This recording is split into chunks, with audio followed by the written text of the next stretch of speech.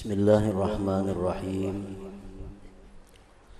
Alhamdulillahil alimil khabir, as-sami'il basir, al-aliyyil kabir.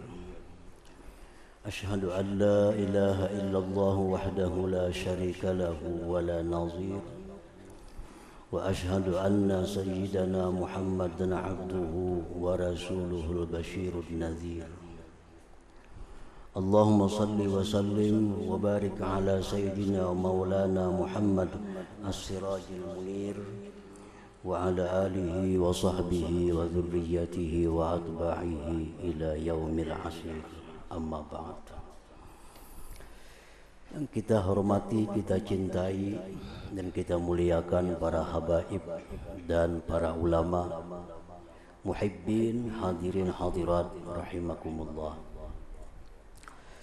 Alhamdulillah, puji syukur kehadirat Allah Subhanahu wa ta'ala, yang mana pada malam ini kembali Allah Subhanahu wa ta'ala mengumpulkan kita di majlis yang penuh berkah dan rahmatnya ini. Salawat dan salam atas junjungan kita Nabi besar Muhammad sallallahu alaihi wasallam dan para sahabat, keluarga beliau, zuriat dan pengikut beliau sampai hari kiamat nantinya. Para muhibbin rahimakumullah, kitab yang akan kita baca ini adalah kitab yang bernama Mau'izatul Mu'minin, yang dikarang oleh Syekh Muhammad Jamaluddin Al-Qasimi Ad-Dimashqi. Kitab ini dimulai dengan pembahasan mengenai ilmu dan seterusnya yang diperlukan oleh setiap orang-orang yang beriman kepada Allah.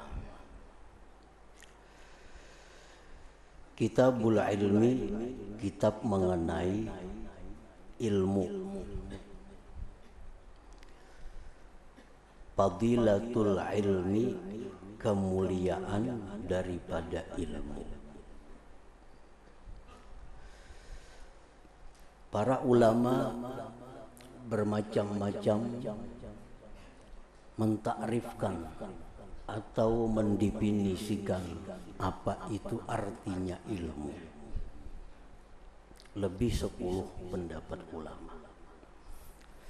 Di antaranya, ilmu itu artinya adalah i'tiqadus syai' ala ma huwa bi. Meyakini sesuatu atas sebenarnya. Nah, itulah ilmu. Apabila kita meyakini sesuatu dan itu memang benar, maka itu disebut ilmu. Satu keyakinan di dalam hati kita terhadap sesuatu dan itu memang sesuatu, memang itu benar, maka itu dinamakan ilmu. Nah, ilmu ini oleh para ulama kita ada yang disebut dengan al-ilmul mahmud, ilmu yang terpuji. Ada yang disebut dengan al-ilmul madmum, ilmu yang tercela. Nah, apabila ada ayat-ayat Al-Quran, hadis-hadis Rasulullah sallallahu alaihi wasallam yang membicarakan tentang kelebihan, kemuliaan ilmu, kemuliaan, keutamaan ilmu, maka tentu yang dimaksud itu adalah ilmu yang al-mahmud, yang terpuji. Artinya, tidaklah semua ilmu, tidaklah semua pengetahuan itu terpuji. Ada ilmu yang dicela, yang apabila kita mempelajari ilmu yang dicela itu akan menjauhkan kita dari Allah Subhanahu wa ta'ala. Sedangkan ilmu yang terpuji itu ilmu-ilmu yang mendekatkan diri kita kepada Allah. Ilmu-ilmu yang membuat kita semakin takut kepada Allah. Ilmu-ilmu yang membuat kita semakin cinta kepada Allah. Ilmu tentang halal haram, ilmu tentang sahnya ibadah kita, ilmu bagaimana supaya ibadah kita itu diterima oleh Allah.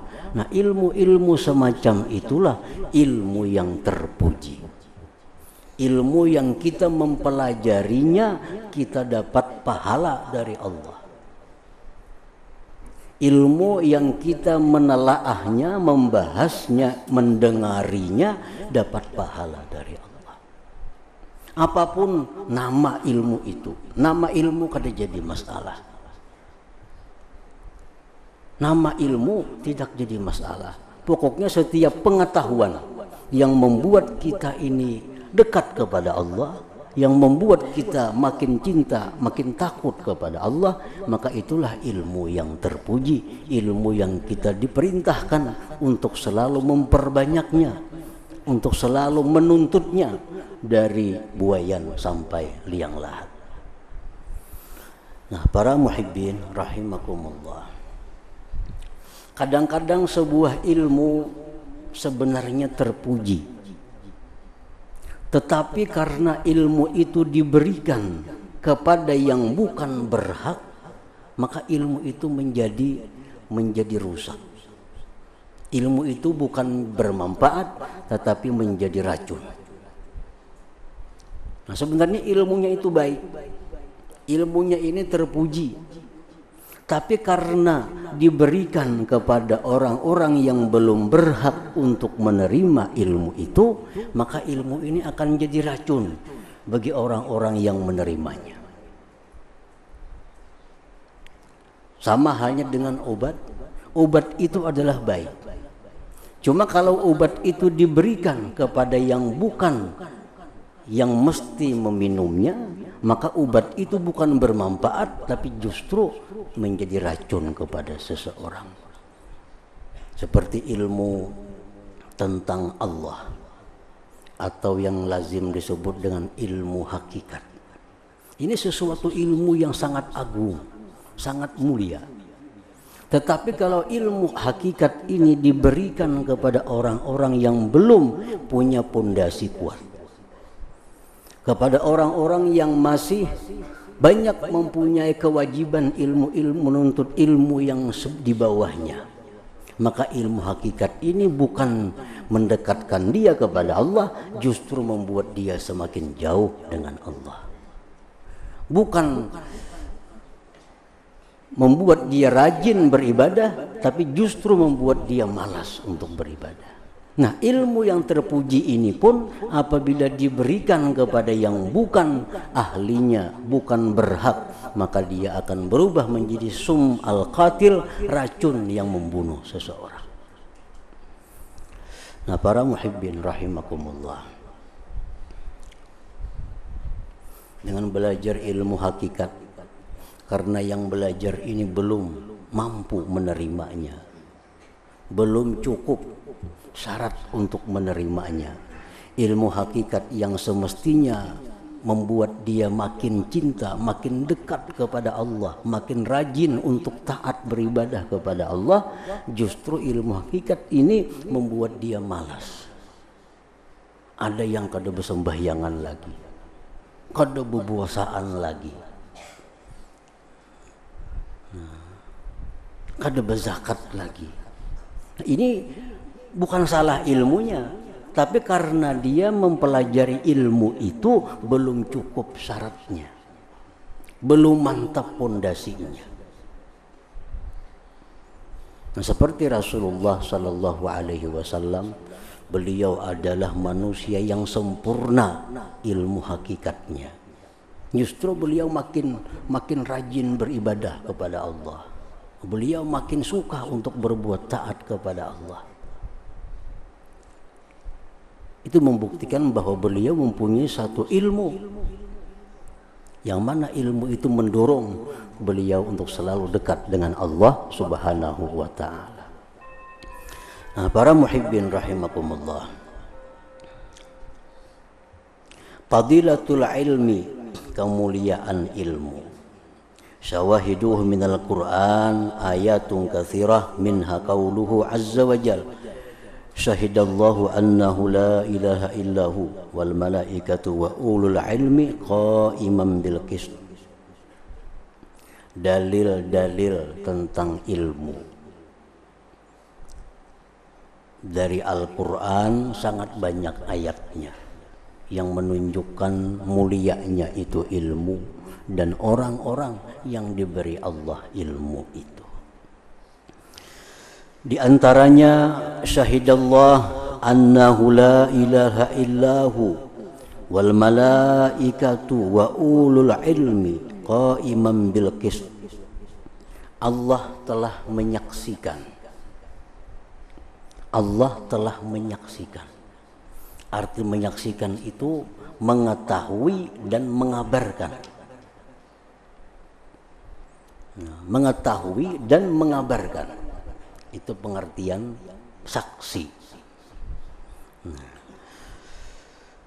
Allah telah menyaksikan, Allah bersaksi, Allah mengetahui dan memberitakan bahwa tidak ada Tuhan selain Dia. Tidak ada Tuhan selain Dia. Dan malaikat pun menyaksikan bahwa tidak ada Tuhan selain Allah. Wa ulul ilmi, dan orang-orang yang berilmu. Nah, orang-orang yang berilmu menyaksikan bahwa tidak ada Tuhan selain Allah. Hal keadaan Allah berdiri dengan adil. Anzur kaifa bada'a subhanahu wa ta'ala bi nafsihi wa sanna bil malaikati wa sallasa bi ahlil ilmi. Maka tengoklah bagaimana Allah memulai dengan dirinya. Kemudian nomor 2 malaikat. Yang nomor 3 ahlil ilmu, orang-orang yang berilmu.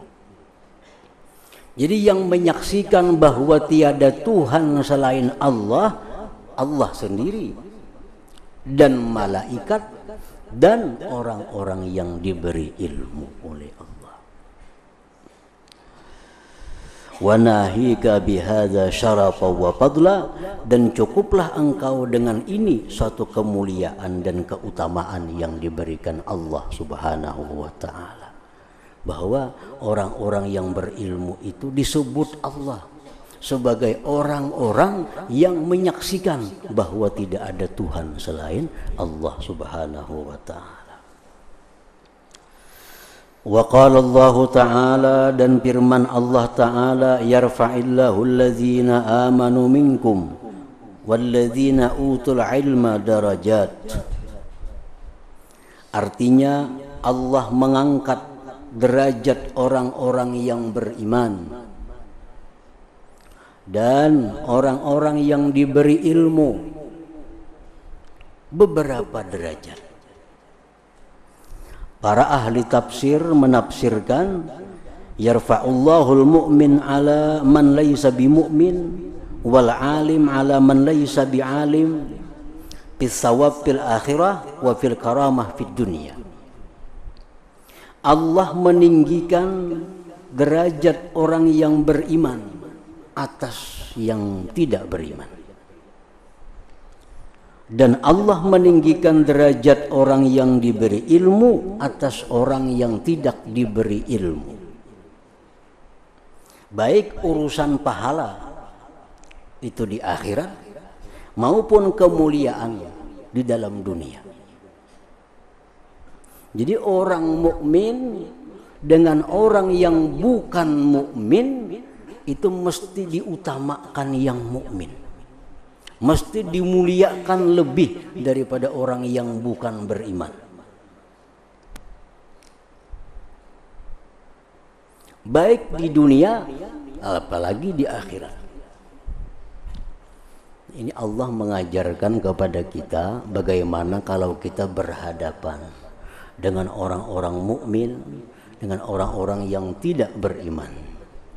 Mana yang kita muliakan, mana yang kita tinggikan derajatnya. Tentu orang yang beriman lebih kita muliakan daripada orang yang tidak beriman kepada Allah Subhanahu wa ta'ala. Jadi Allah tidak menyamakan kedudukan derajat orang yang beriman dengan yang tidak beriman. Dan Allah meninggikan derajat orang yang berilmu atas orang yang tidak berilmu. Orang yang berilmu mesti ditinggikan derajatnya dari orang yang tidak berilmu. Di zaman Sayyidina Umar radhiyallahu an menjadi khalifah, beliau menjadikan orang-orang yang berilmu itu duduk di depan beliau. Walaupun mereka itu muda, walaupun mereka itu anum, seperti Ibnu Abbas radhiyallahu an yang sangat muda, tapi di majlis Sayyidina Umar itu dimajukan daripada yang lain yang lebih tua. Karena apa? Karena ilmunya. Karena Allah memang demikian. Allah meninggikan derajat orang yang berilmu dari derajat orang yang beriman biasa dengan beberapa derajat, baik urusan dunia maupun urusan akhirat. Ibnu Abbas mengatakan ada 700 derajat lebih orang yang berilmu daripada orang yang beriman yang biasa. Baik urusan apapun, apalagi di akhirat, kemuliaan yang diberikan Allah kepada orang berilmu itu 700 derajat lebih daripada orang yang beriman biasa. Nah, yarfa'illahu alladhina amanu minkum walladhina utul ilma darajat. Wa qala Allah azza wa jalla, dan firman Allah, qul hal yastawi alladhina ya'lamuna walladhina la ya'lamun. Katakan wahai Rasul, adakah sama orang-orang yang berilmu dan orang yang tidak berilmu? Kada mau sama. Kemuliaan yang diberikan Allah kada sama orang berilmu dengan yang tidak berilmu. Pahala satu ibadah tidak sama Allah berikan kepada orang yang berilmu dengan orang yang tidak berilmu. Ini sembahyang 2 rakaat orang biasa, ini sembahyang 2 rakaat tapi orang berilmu, Allah kada akan menyamakan ganjaran keduanya. Orang yang berilmu itu dilebihkan oleh Allah Subhanahu wa ta'ala.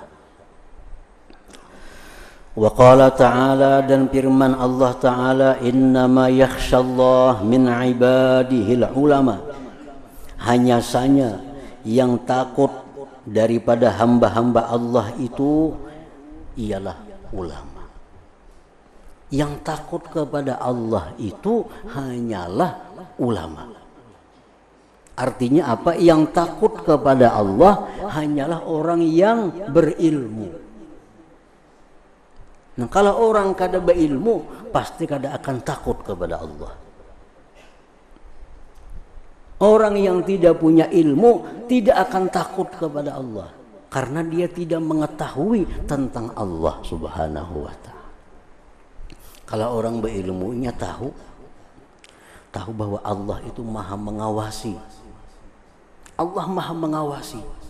Dimanapun kita berada, satu kalimat apapun yang kita ucapkan akan diperhitungkan oleh Allah. Apabila kalimat itu bagus, ganjarannya adalah pahala.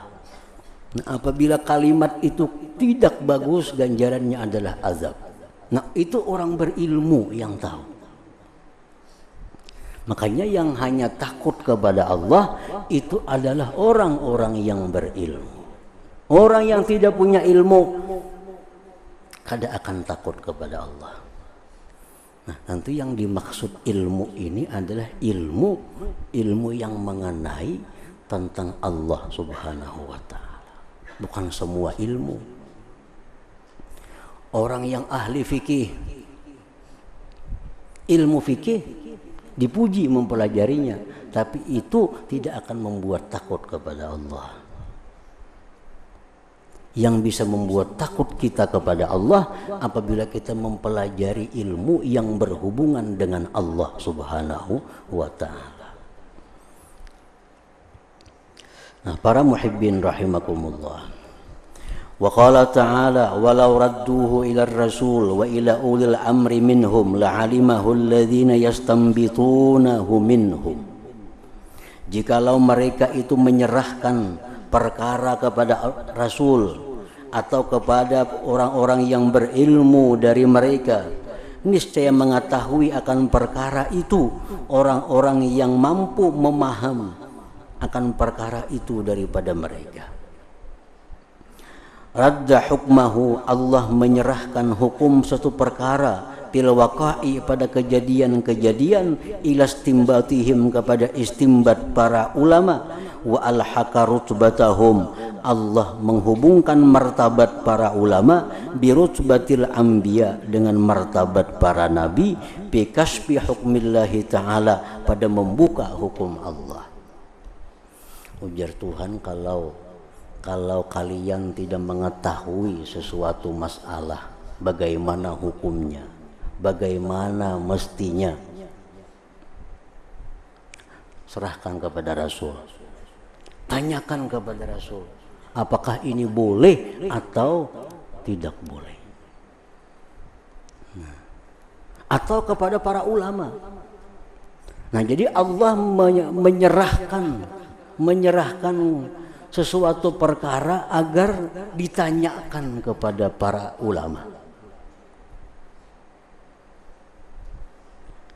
Nah, ini menunjukkan bahwa bagaimana ulama itu membawa amanah dari Allah sebagai orang yang dipercaya Allah untuk menjelaskan sesuatu hukum perkara kepada mereka-mereka yang tidak mengetahuinya. Nah, banyak ayat-ayat Al-Quran yang menjelaskan tentang keutamaan ilmu. Wa ammal akhbar faqala Rasulullah sallallahu alaihi wasallam, adapun hadis-hadis bersabda Rasulullah sallallahu alaihi wasallam, may yuridillahu bi khairan yufaqihu fid din wa yulhimhu rusyda. Barang siapa yang menghendaki oleh Allah dengan dia itu baik, Allah berikan dia pemahaman pada agama dan Allah beri ilham kepadanya petunjuknya.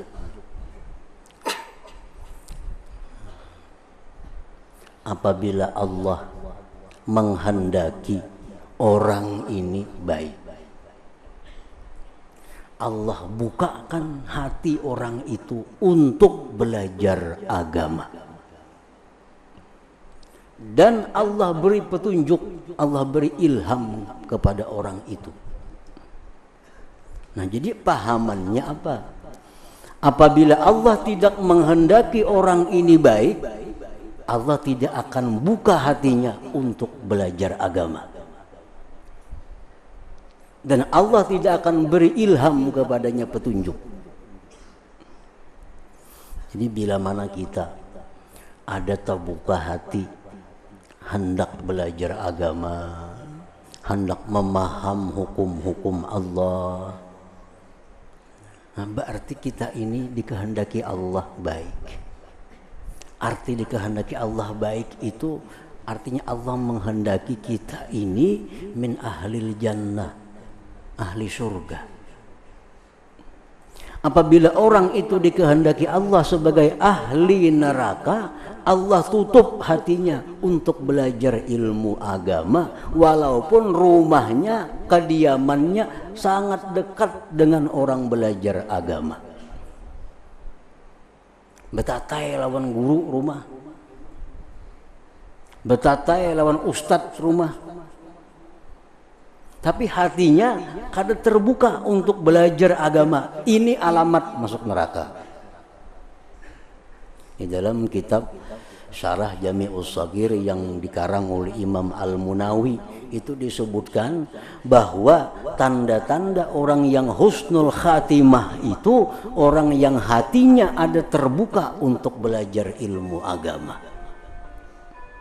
Ini hadis dasarnya, may yuridillah bihi khairan yufaqihu fiddin. Nah, jadi itu anugerah dari Allah. Anugerah. Artinya Allah memberikan anugerah kepada orang-orang yang dikehendakinya. Ada orang yang dikehendaki Allah masuk surga, dibukakan Tuhan hatinya belajar ilmu.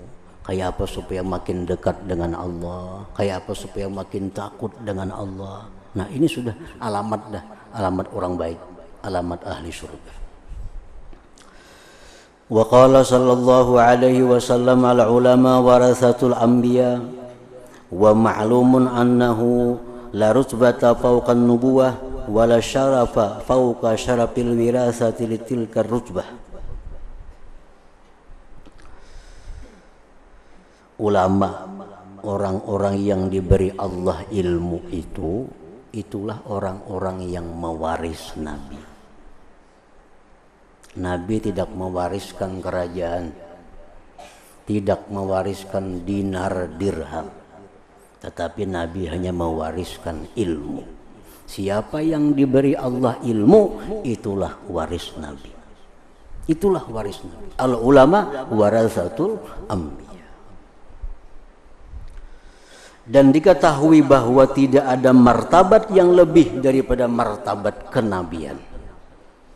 Tidak ada martabat yang lebih tinggi daripada martabat kenabian. Dan tidak ada kemuliaan melebihi kemuliaan pewaris bagi itu martabat tadi.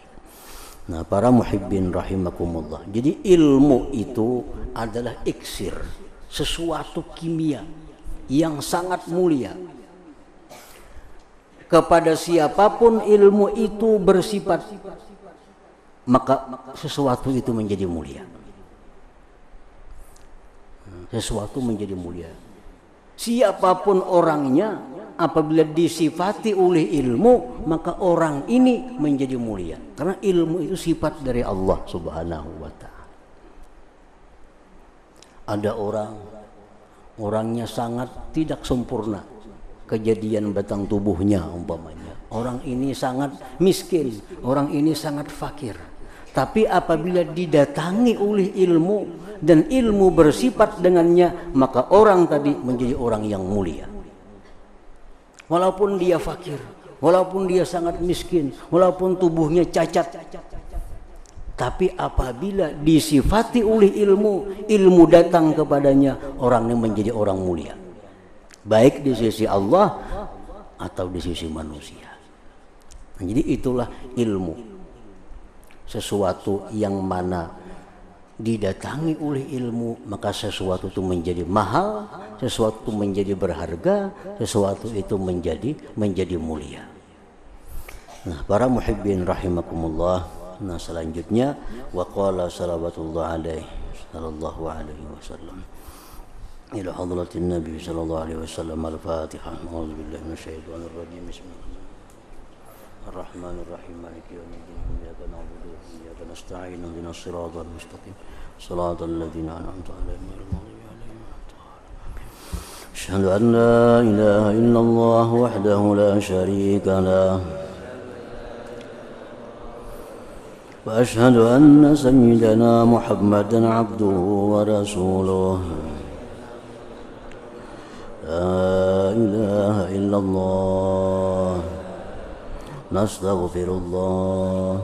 La ilaha illallah nastaghfirullah. La ilaha illallah nastaghfirullah. La ilaha illallah wa natubu ilallah. La ilaha illallah Muhammadur Rasulullah sallallahu alaihi wasallam. فيا أيها الراجون منه شفاعة صلوا عليه وسلموا تسليما. اللهم صل وسلم